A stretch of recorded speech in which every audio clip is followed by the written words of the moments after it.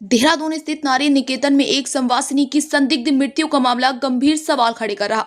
शुरुआती तौर पर इसे आत्महत्या बताया जा रहा है, जबकि महिला का परिवार से नियमित संपर्क था और वह जल्द घर लौटने वाली थी, जिससे घटना संदिग्ध प्रतीत होती है। यदि वह मानसिक तनाव में थी तो संस्थान द्वारा उचित निगरानी और परामर्श क्यों नहीं दिया गया, यह भी बड़ा प्रश्न है। जनप्रहार के प्रतिनिधि मंडल ने जिला प्रोबेशन अधिकारी मीना बिष्ट से मिलकर बिना जांच आत्महत्या बताने पर आपत्ति जताई। वहीं विभागीय जिम्मेदारी को लेकर भी असमंजस बना हुआ है। समाज कल्याण मंत्री खजान दास और महिला सशक्तिकरण मंत्री रेखा आर्य के कार्यालयों से अलग अलग जानकारी सामने आई। प्रतिनिधि मंडल ने रेखा आर्य से मुलाकात का समय मांगा है। संयोजक सुजाता पॉल ने इसे महिला सुरक्षा व्यवस्था पर गंभीर सवाल बताते हुए कहा कि यदि महिला मानसिक रूप से अस्वस्थ थी तो उसके इलाज और देखरेख में कहां कमी रही।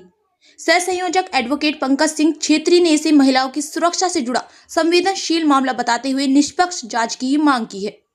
जनप्रहार ने सरकार से मांग की है कि मामले की उच्च स्तरीय एवं निष्पक्ष जांच हो, स्वतंत्र एजेंसी या मजिस्ट्रियल जांच कराई जाए, जिम्मेदार अधिकारियों की भूमिका की जांच हो, दोषियों पर कड़ी कार्रवाई हो और नारी निकेतन में महिलाओं की सुरक्षा व मानसिक स्वास्थ्य व्यवस्था को मजबूत किया जाए। साथ ही मुख्यमंत्री पुष्कर सिंह धामी और मंत्री रेखा आर्य से पारदर्शी जांच सुनिश्चित करने की अपील की गई है। मैम, नारी निकेतन से एक खबर आई थी कि कल एक महिला द्वारा खुदकुशी की गई। उसकी महिला का दिमागी रूप से स्वस्थ भी नहीं कहा जा रहा है, क्या कहेंगे?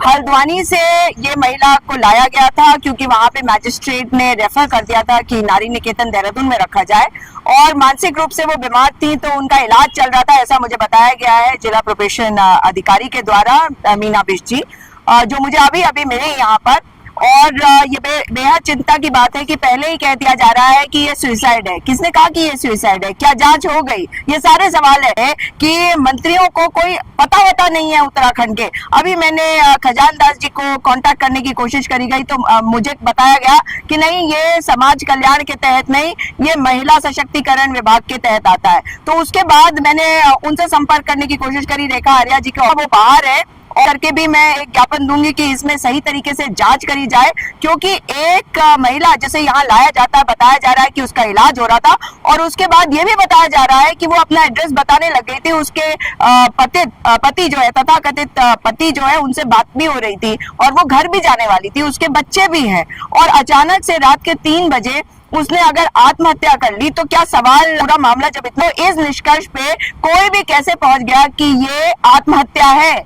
बिना जांच के, बिना तथ्यों को परखे ये बात अगर कही जा रही है तो इसमें बहुत सारे सवाल है। और नारी निकेतन में अगर कोई बात होगी तो ये भारतीय जनता पार्टी की सरकार और पुष्कर सिंह धामी जी समझ ले कि इसी राज्य में अंकिता भंडारी की हत्या होते हमने देखी है और महिलाओं के प्रति आप लोगों की मानसिकता क्या है वो भी हम देख रहे हैं। इसलिए इस बेटी की मौत की गहन रूप से जांच होनी चाहिए, ये हमारी मांग है। रेखा आर्य जी से, खजान दास जी से, कमीशन से, क्योंकि कुसुम कंडवाल जी को तो वैसे ही अता पता नहीं रहता, हिंदू मुसलमान वो खूब कर लेती है। और आज ये सवाल जो है ये पुष्कर सिंह धामी के ऊपर है कि आपके रहते अगर महिलाओं के साथ इस तरह से हो रहा है कि पता ही नहीं आपके मंत्रियों की कि एक आत्महत्या हुई या हत्या हुई और वो कुछ भी बोल रहे हैं, तो सवाल ये है कि महिलाओं के प्रति आप कितने संवेदनहीन हैं। और संवेदनहीनता वाली इस सरकार को आज मैं चेता रही हूं, आज जनप्रहार की ओर से हम चेता रहे हैं, उत्तराखंड की जनता का प्रतिनिधित्व करते हुए आप लोगों को चेता रहे हैं कि जल्द से जल्द कार्रवाई करके जनता को बताएं, राज्य को बताएं कि आखिर हुआ क्या है।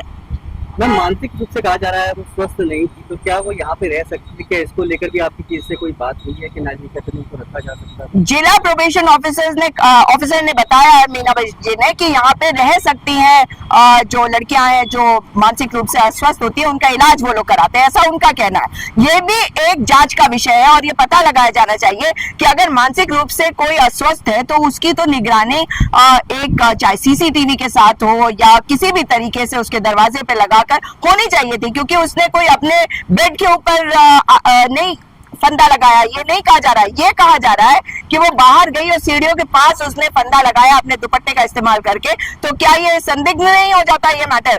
और अगर वो मानसिक रूप से अस्वस्थ थी तो उसके साथ क्या 24/7 की मॉनिटरिंग नहीं होनी चाहिए थी? अगर 1 बजे रात के वहां पे चक्कर लगाया जाता था, फिर 3 बजे तब पकड़ा गया, उनका कहना है। तो 1 से 3 बजे तक आप मानसिक रूप से अस्वस्थ लोगों की कोई मॉनिटरिंग नहीं कर रहे, ये तो आपने खुद अपनी बातों में कह दिया। तो ये सरकार को बताना होगा कि इस पूरे मामले में क्या हुआ, इसकी जांच कब होगी, कैसे होगी और दोषियों को सजा क्या मिलेगी भी या नहीं। वैसे इस सरकार से कम उम्मीद है, लेकिन मांगे और दबाव तब तक बना के रखेंगे जब तक सही तरीके से कार्रवाई नहीं हो जाती।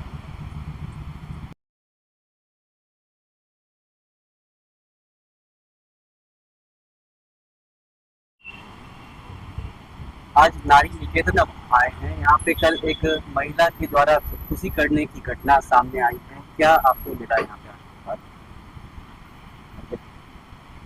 जी, आज हमें पता चला, तो जैसे ही पता चला जनप्रहार के संयोजक आदरणीय सुजाता पॉल जी के साथ हम लोग का एक प्रतिनिधि मंडल अभी मिला है यहाँ पर, कुछ अधिकारी जो आए थे यहाँ पर और बात हुई है। तो क्योंकि नारी निकेतन हमेशा से ही एक संदेहास्पद जो है घेरे में रहा है, तो आज हमने ये जानने की कोशिश करी कि क्या ऐसा होता है कि नारी निकेतन की खबरें दबाई जाती हैं।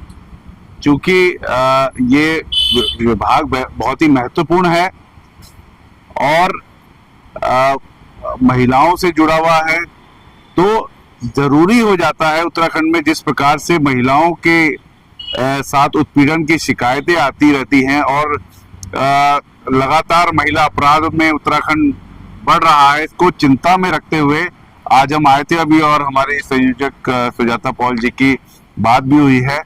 तो अभी हमने मांग की है कि इस पर जांच की जाए और पता लगाया जाए कि ऐसी क्या परिस्थिति थी कि ऐसी स्थिति आई और ये घटना हुई।